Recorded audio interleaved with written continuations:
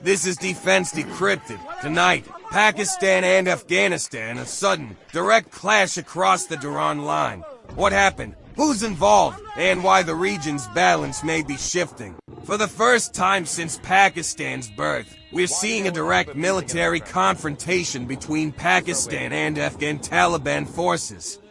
Heavy fighting is reported at multiple points along the Durand Line. The Taliban have launched retaliatory strikes at 7 border points, with clashes reported near major Pakistani cities including Islamabad and Peshawar.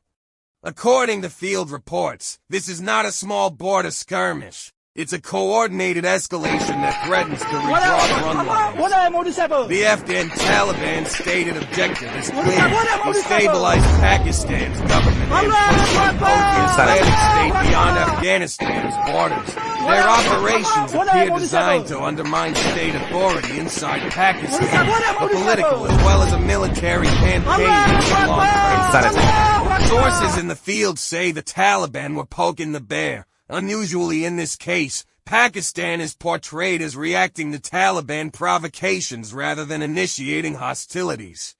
That dynamic changes how we should view escalation and retaliation on both sides. Since 2021, the Taliban have cultivated new relationships with major powers, notably Russia, China, and even India.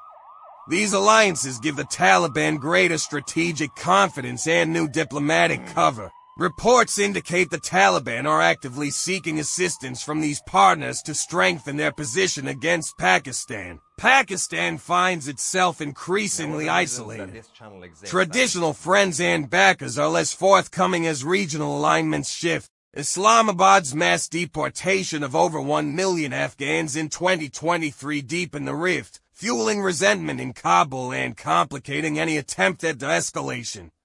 Domestically, Pakistan faces political weakness and corruption allegations that undermine its diplomatic leverage. The current confrontation is rooted in decades of intervention and unintended consequences. The Taliban emerged from the Mujahideen networks that were once supported by outside Taliban have now powers during the started Soviet to era, post a legacy photos that on still social shapes media the of conflict Pakistani today. soldiers Old that have Cold now been War era captured strategies have in evolved tonight's into a intense complex fighting at modern the border. battlefield Some, where of course, have proxies now been and alliances eliminated, and they matter seem more to... than ever. This conflict has broader implications. The Taliban's partnerships with Russia and China complicate Western responses. There is a real risk of a no refugee wave spilling into neighboring countries and beyond. Western governments face a strategic dilemma: act and risk further instability, or hold back and watch regional power dynamics shift. Both sides are running an aggressive media campaign. The Taliban are notably tech and social media savvy, posting combat footage and images of captured soldiers across platforms like TikTok and Telegram. Pakistan's military messaging relies heavily on dramatic video production and soundtrack-driven propaganda. This is a modern information war, one designed to influence perception at home and abroad. Pakistan and Afghanistan are at a dangerous inflection point. What began as border violence risks becoming a wider regional crisis as new alliances